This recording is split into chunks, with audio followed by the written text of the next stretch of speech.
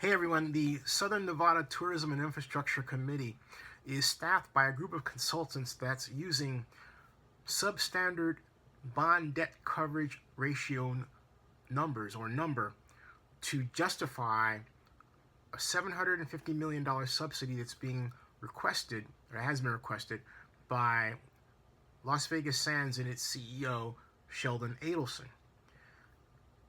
Now, the problem overall is that while the SNTIC has taken up looking at the proposed Oakland Raiders, Las Vegas Sands, Majestic Realty stadium deal from the developer's perspective, many of you who followed the SNTIC hearings certainly remember Jeremy Aguillo, one of the consultants, remarking that the higher the subsidy, the better the benefit to developers, the lower, less. But at no point was the SNTIC board treated to a discussion of how the stadium subsidy request would impact Clark County. In other words, could it actually afford it? In fact, when County Commissioner Steve Sisolak put this question to Mr. Aguillo in the last meeting, Mr. Aguillo said that the county could afford it, but didn't explain how. It was just one sentence and that was it. Here's what I discovered after a conversation I had with SNTIC consultants, including very recently, that first of all, the common standard debt coverage ratio is 2. Now you're asking, what is a bond debt coverage ratio, Zenny? And what it is that if you are issuing a bond of $750 million for the stadium, because you have to keep in mind, the subsidy that comes from Nevada is supposed to go to stadium construction.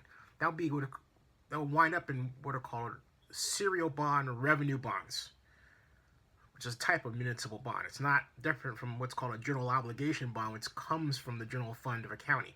This comes from the revenue, and the revenue is the hotel tax, in this case over a 30-year period. Understand? So, the common question a municipal investment banker will ask is, do you have enough money to pay for this $750 million? And ideally, you should say, yes, I have double that. That's 2.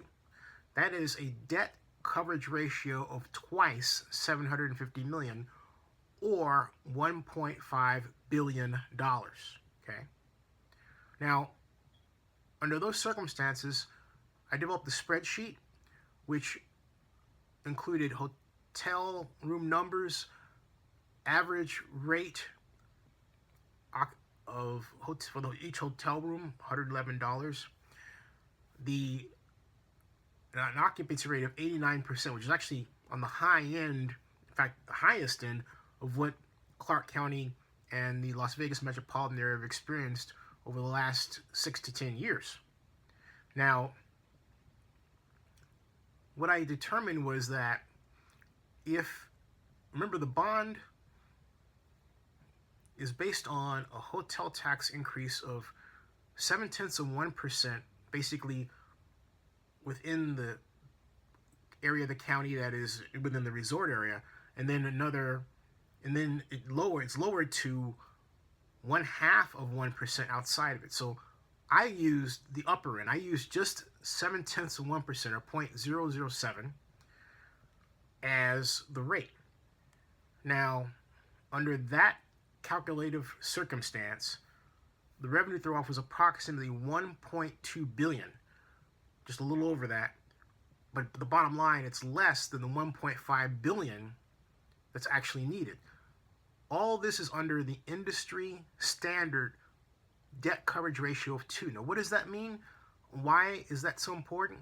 It's basically so that the bond doesn't default, so that you have enough money free and clear over the subsidy, in this case of $750 million. You want enough money free and clear so that if there are economic disturbances, recessions, if the revenue dips, you still have enough to pay off the bankers so they can continue to sell the bonds that were used to pay for the stadium. You understand? Instead, the SNTIC consultants used, and this came from discussion, a debt coverage ratio of 1.5. And we've had more than one discussion on this over a period of months. 1.5. That's right. So what does that mean? Well, go back.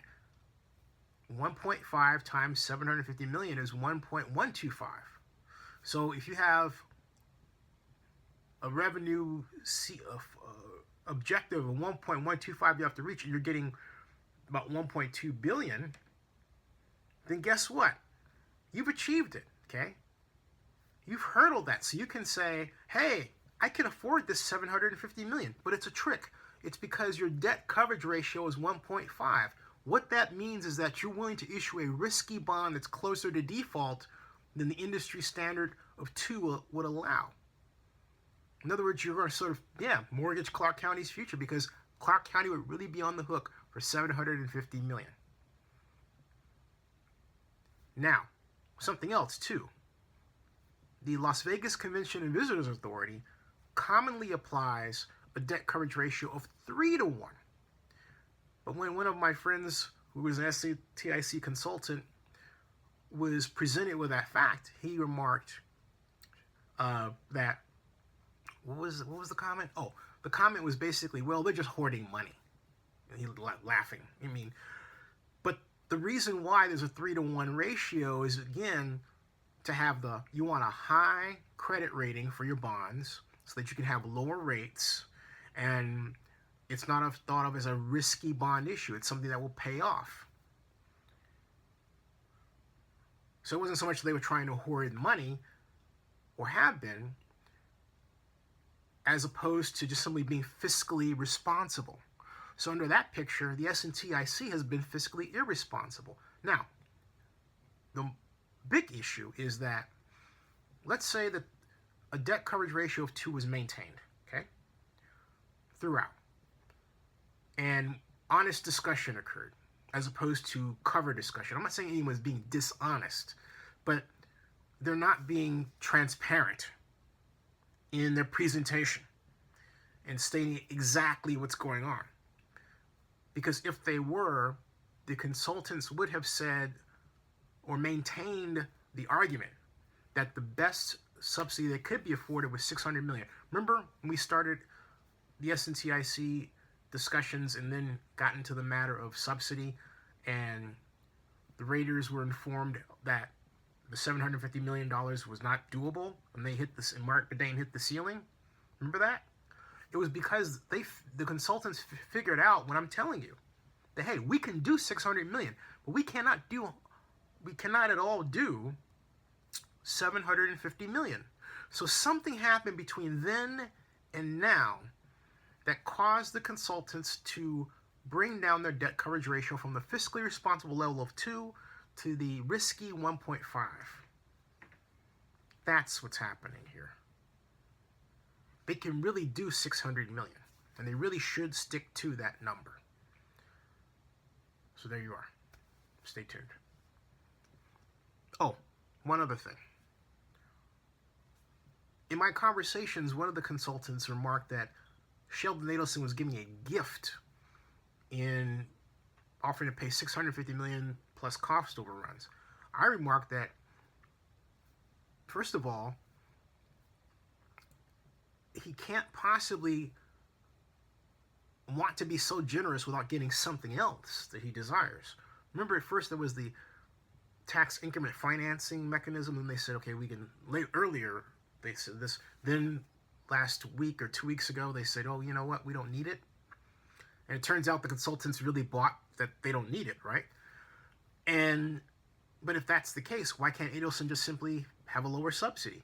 The reason is that Sheldon Adelson has wanted to choke off the Las Vegas Convention and Visitors Authority's use of hotel tax monies for convention center expansion in the future.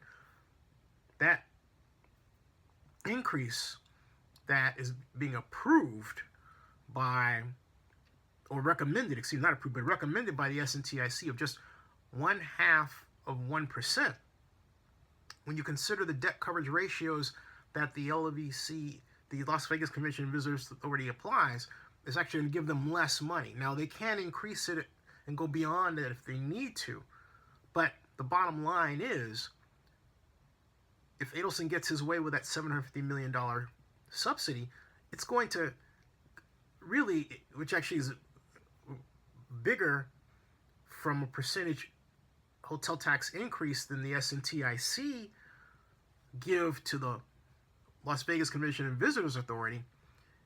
That money will basically serve to help, in a sense, choke off the ability to use future LVCA monies for expansion unless it is determined that they absolutely need it. But the bottom line is that all of this started, and because of the Las Vegas Sands and Sheldon Adelson's consistently stated objections to using public money for the expansion of the Las Vegas Convention Center complex. Why? Because they believe that private organizations like Las Vegas Sands should build or be allowed to expand their event buildings like Sands Expo right next door. That's why. This is really all about Adelson trying to grab the convention pie for himself, when the reality is that as the Las Vegas Convention Center expands and gets more events, or causes events there like CES to grow, Sands Expo benefits by having more demand on its space as well, thereby more pressure for it to expand anyway. That's the fact. Stay tuned.